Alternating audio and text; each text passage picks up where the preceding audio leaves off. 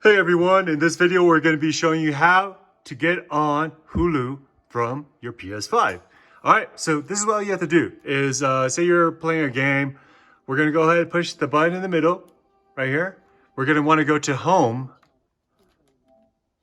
Quite easy. Now you're going to see games and media on the top. So go up there, go to media. Then it's going to have this menu and you're going to see that Hulu is one of the options. So what we're going to do, go ahead and click on Hulu. It's going to give you an option. Well, first you have to download it, right? So I'll go ahead and download while we're talking just to show you how fast.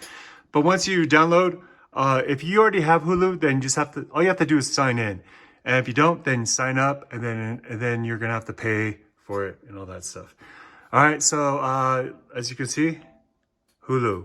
All right, guys. I hope this video helps. Oh, before I leave, let me just show you one last thing. Once you sign in on home, we're going to go to media again.